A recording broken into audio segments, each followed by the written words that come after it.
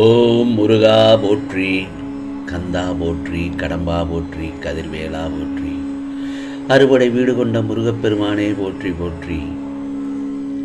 என் செல்ல குழந்தையே, வெற்றிவேல் முருகா, நாளை வெற்றிகரமாக நீ நினைத்தது எல்லாம் நடக்கப் போகிறது என் தங்கமே. நான் சொல்வதை கேட்டுவிட்டு சந்தோஷமாக தூங்கு. வாழ்க்கையை நீ கடக்கும் தூரம், சந்திக்கும் சூழ்நிலைகள் எல்லாம் இன்னும் நிறைய இருக்கும்போது ஏன் நீ இப்போதிருக்கும் சூழ்நிலையில் இருந்து வெளியே வர மறுக்கிறாய்? உன் வாழ்க்கையில் இன்னும் வியப்பூட்டும் அனுபவங்களும் ஆர்ப்பரிக்கும் சந்தோஷ உணர்வுகளும் நிறைய இருக்கிறது. அதையெல்லாம் அனுபவிக்க வேண்டாமா? உலகில் தினமும் ஏதோ ஒரு வகையில் ஒவ்வொருவரும் அவமானமும் ஏமாற்றம் தோல்வியுற்றதால் ஏற்படும் வேதனை வழிகளை அனுபவித்து வருகின்றனர். வாழ்க்கையில் வெற்றி பெற நம்பிக்கையோடு வெற்றியெல்லாம் நீ எதிர்த்து போராடத்தான் வேண்டும். உன் வாழ்க்கை வேதனைகளை நிறைந்ததாக மட்டுமே இருக்கும் என்று நீயே முடிவு செய்து விடக்கூடாது. ஒரு செடியின் அடித்தளம் திடமாக இருந்தால்தான் ஆரோக்கியமான மரமாய் உயர்ந்து நிற்கும். அதுபோலதான் உன் வாழ்க்கையிலும் இதை மனதில் கொண்டு செயல்படும். தன்னம்பிக்கை இருக்கும் ஒருவரால் மட்டுமே வாழ்க்கையில் வெற்றி பெற முடியும். புரிகிறதா? தன்னம்பிக்கை மிகுந்த மனிதராக உங்களை நீயே வெளிப்படுத்தி கொள்ள வேண்டும். தளராத மனமும் விடாமுயற்சியும் இருப்பவர்கள் தோல்விகளை ஒருபோதும் நெருங்காது அவர்களிடம். ஆழ் மனதில் தோன்றும் எண்ணங்களே நம்மை வழி நடத்தி செல்லுகிறது. புரிகிறதா? உன்னால் முடியும் என்று நேர்மறை எண்ணம் கொள். உன் கடின உழைப்பு இதை நிச்சயமாக உண்மையாக்கும். உன்னுடைய கடினமான உழைப்பு அதை உண்மையாக்கும். நிச்சயமாக இது உனக்கு கஷ்டமான காலம் என்று நீ நினைக்கிறாய். ஆனால் என்னை பொறுத்தவரை இது உன்னிடம் உள்ள குறைகளை மாற்ற உனக்கு ஏற்பட்ட நல்ல பாடமாய் அமைந்த காலம்தான் இது. நீ இதை நன்கு பயன்படுத்திக் கொள்ள வேண்டும் என் செல்லமே. நழுவ விடாதே. உன்னை சரி செய்ய உனக்கு ஏற்பட்ட நல்லதொரு வாய்ப்பு. பட்டை தீட்டினால்தான் வைரமும் ஜொலிக்கும் என்பதை மனதில் கொள். கவலைப்படாமல் உன் கடமையை செய்து கொண்டே இரு. நல்லவர்கள் என்றுமே சோதனைக்குள்ளாவார்கள், ஆனால் வீழ்ந்து விட மாட்டார்கள். நீ வெல்லப்போவது உறுதி. இனி எல்லாம் ஏற்றம்தான். ஆம் செல்லமே. அதே நேரத்தில் எல்லோருக்கும் வாழ்க்கையில் அனுபவிக்க வேண்டியது என்று சில காலம்தான் இருக்கும். அந்த காலத்தில் பொறுமையாக அதை அனுபவித்துத்தான் ஆக வேண்டும். அதற்காக நீ பயப்படக்கூடாது, புலம்பக்கூடாது. அனைத்தையும் நான் பார்த்து கொண்டுதான் இருக்கிறேனே. விரைவில் நீ வாழ்க்கையில் உச்சத்தை தொடுவாய். நீ எல்லா ஆபத்திலிருந்தும் துயரத்திலிருந்தும் நீ முழுமையாக காப்பாற்றப்படுவாய். இது என் செல்ல குழந்தைகளுக்கு நான் தரும் வாக்குறுதி. நீ தனியாக நடப்பதாக உணர்கிறாயா? இல்லையே, நான் உன்னுடன் தான் நடந்து வருகிறேன். எப்போதும் உன்னோடு தான் இருப்பேன். உன் வழிகளை மௌனமாக குணப்படுத்தி பாதுகாப்பதே என் கடமை அல்லவா? ஆகையால் எதற்கும் கலங்கக்கூடாது, கவலைப்படக்கூடாது, நீ அழவும் கூடாது. நான் எந்த தீங்கையும் நேரவிட மாட்டேன் என் செல்ல குழந்தைக்கு. நம்பிக்கையோடு பொன்னான வாழ்க்கை ஆரம்பமாக போகிறது. அந்த நல்ல நாளுக்காக காத்திரு. அது மிக விரைவில் என்னுடைய ஆசீர்வாதத்துடன் உன் கையில் வந்து சேரும். ஆகவே வரும் காலம் எல்லாம் மகிழ்ச்சி எனும் சப்தம் மனதில் ஒலித்துக் கொண்டே இருக்கும்.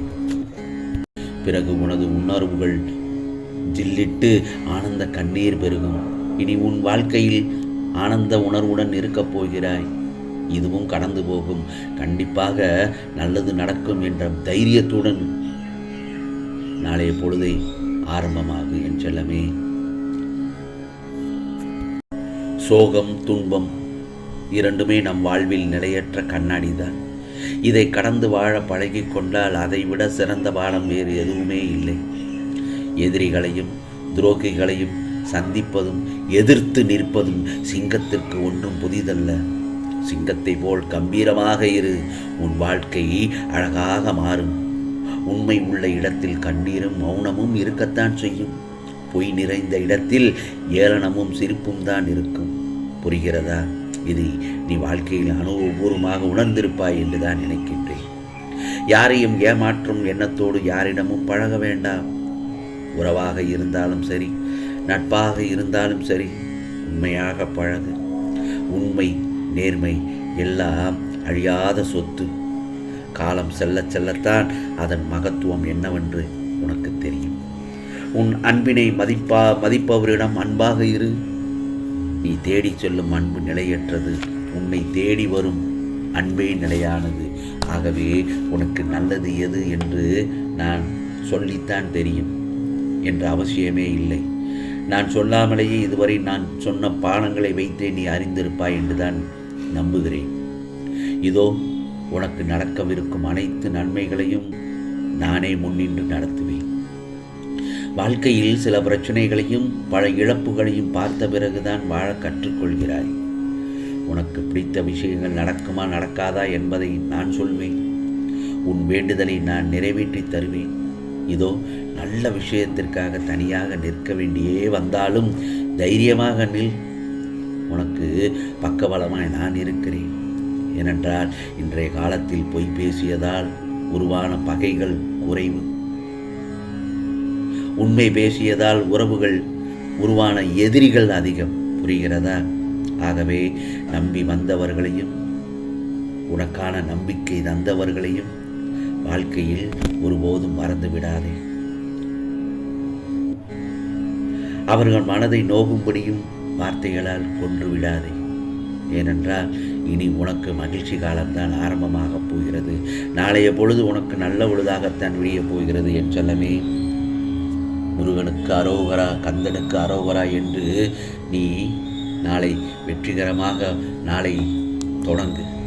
நல்லதாகத்தான் தொடங்கும். நாளைய பொழுது உனக்கான பொழுதாகத்தான் விடியப் போகிறது. நான் சொல்வதையெல்லாம் கேட்டுவிட்டாய் அல்லவா? நிம்மதியாக தூங்கு என் செல்லமே. ஆகவே எந்த இடத்திலும் உன்னை நீ உயர்வாகவே எண்ணு.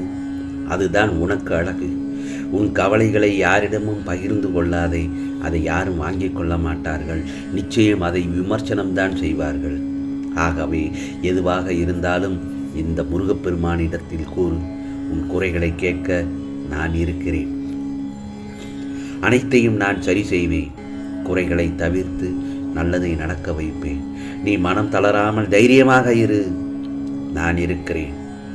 ஒன்றுக்கு பின் ஒன்றாக நல்லது நடப்பதை பார்த்து ஆனந்த கண்ணீர் விட்டு நீ என்னை ஆழமாக நம்புவாய். முருகா, முருகா, வெற்றிவேல் முருகா என்று அந்த நேரத்தில் என்னை மனதார நினைத்து என்னை நன்றி கூற என் ஆலயத்திற்கு ஓடோடி வருவாய். பல பேரிடம் அதிசயம் நடப்பதை சொல்லுவாய். பொறுத்திருந்து பார். நாளைய பொழுது நிம்மதியாக இருக்கும். சந்தோஷமாக அமையப் போகிறது. இப்பொழுது இதை கேட்டுவிட்ட தருணத்தில் நிம்மதியாக தூங்கு என் செல்லமே. உனக்கானது நிச்சயமாக நாளைய பொழுது நல்ல பொழுதாக விடிந்து நல்லதுதான் நடக்கப் போகிறது. நீ நினைத்ததெல்லாம் இரட்டிப்பாக நடக்கப் போகிறது. இது முருகனின் சத்திய வாக்கு, அருள் வாக்கு. ஓம் சரவண பவ, ஓம் சரவண பவ, ஓம் சரவண பவ.